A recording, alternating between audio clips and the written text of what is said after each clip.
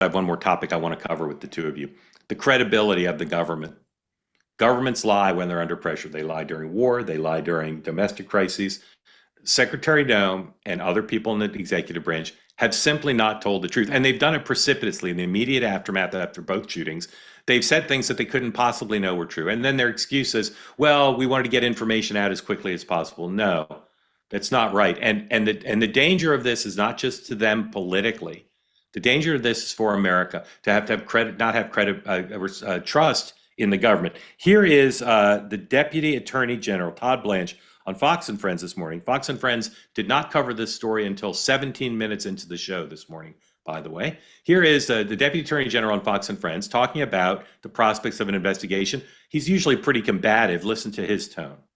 Look, we'll be in court today. There's an ongoing investigation, as we've said, all weekend, and obviously we're not destroying evidence. And so, to the extent that the state of Minnesota wants to make this a show and go in front of a judge to insist that we do something we're absolutely not ever going to do, we'll be there. But this was a tragic situation that happened, and the fact that now we're going to go to court to say exactly what we're doing, which is, of course, we're investigating. We always investigate any conduct like this, any shooting like this, and we'll get to the bottom of everything that happened. But it is extraordinarily important that we do not jump to conclusions about anything that happened on Saturday morning. And remember what we saw on Saturday morning, what we all saw in that 10-15-second video is not the whole story. And every American should know that. The story goes way beyond that. It starts with the fact that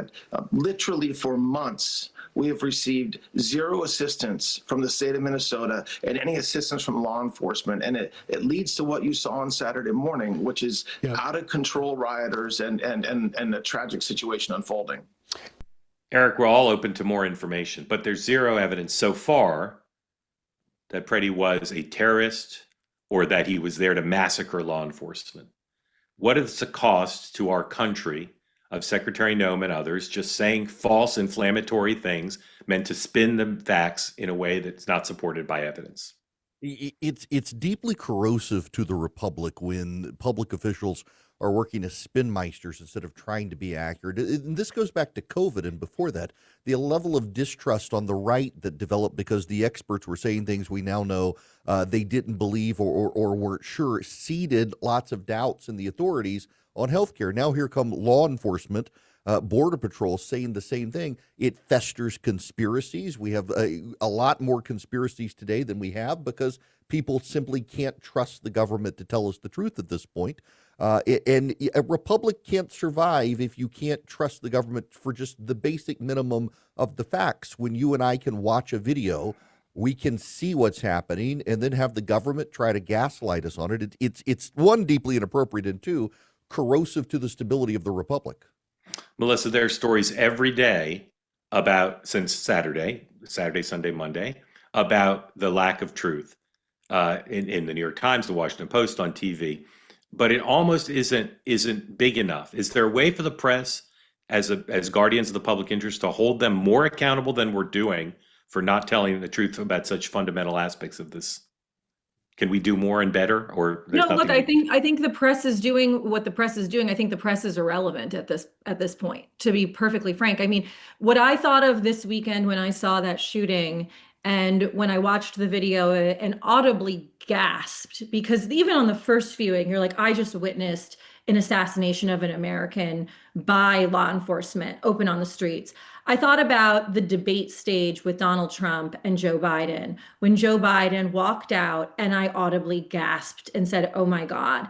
And afterwards, you had Democrats going out and spinning and saying he had a bad night, he was tired, he had been up all night, he was dealing with Israel, whatever the excuses were. And it was like, no, he has early onset dementia. And we all just saw it. And now you're asking us not to believe our lying eyes. And now we don't believe you on anything. And you know what happens after that? Politicians get punished at the ballot box because ultimately the people have the say. And that's the road we're headed down. Not to make this political, because it really shouldn't be, but the Republicans are headed down such a dark path right now in the midterms in general for so many reasons. This issue is something that if they don't clean it up quickly and really course correct, is going to be something that 100% topples them. Do not tell me, Kristi Noem, that this guy was out there to go and engage in a massacre of law enforcement. Do not tell me that he was a threat to these people. You know what? You thought that he was impeding law enforcement? Great. Put a set of handcuffs on him. He did not draw his weapon. He was assassinated and the country watched it. And so this further undermines everything that comes out of the federal government. And sure, it undermines the press, but I'm sorry to say this. I think the press has zero credibility as it stands right now, because if you're on the left, you report left facts, and if you're on the right, you report right facts. So now it really does come down to what Americans can see with their own eyes, which is why these viral videos are so damaging. Yeah, Okay, Mark, to your, can go I ahead, just go ahead. jump in real quick? Yes, sir. Yes, sir. To the press, take the Renee Good situation. She hit the agent. I don't even want to argue whether or not he should have shot her, but she hit the agent, and the mass of the press insisting that she hadn't, based on their piecing together of videos, and it turns out she did. But it's not just that. The press, and I'm not talking about the hardcore biased press. I'm talking about the press that claims to be objective and claims to be fair, is not these days, and they do take sides. And I think to have a republic, we need a free press, and the press is no longer free. It's captured by its prejudices in a way that's detrimental, as well as the politicians lie.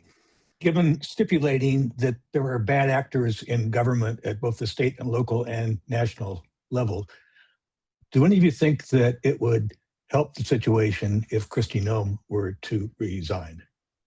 All right, that's a good hypothetical. Eric, would it be helpful? I think it would. I think it helps reset the conversation in a different way for the president to move beyond what has happened. It would be a very interesting Senate confirmation fight for whoever the replacement is. But I frankly, I'll tell you, I think Kristi Noem has completely disqualified herself in the past 48 hours over her handling of this. And I had reservations about her to begin with, wasn't a fan of her appointment. So I do have that bias, but I think the last 48 hours have been deeply discrediting. Okay, Melissa? I'm sorry, my computer froze for a second. If the question That's was, okay. Would it be helpful? Would it be helpful if she resigned? Yes, I think that they need to turn the page. And if it's pride that they don't want to look like they're giving the left a win, then I think they should disappear her. She needs to go sit in a back office somewhere and not be doing press conferences and not be the face of this anymore. People rightly have lost total faith in her. She's lied to the American public on too many occasions on something too important. She's got to step aside. I will say, although we try to be forward-looking here, I was amazed when the first batch of cabinet nominees came out, and everybody said, well, they're going to target Hegseth and Kennedy and Gates. I was amazed she was not targeted. I was amazed that even some Republicans didn't say what is in her resume as the governor of South Dakota to be in one of the biggest jobs in the government. But she was not. I mean, I don't think she got very many Democratic votes. I think she got some, but no Republicans spoke out against her. And Michael, I think it would be helpful, as both Eric and Melissa said. I don't anticipate it happening. Now, could the president move to fire her?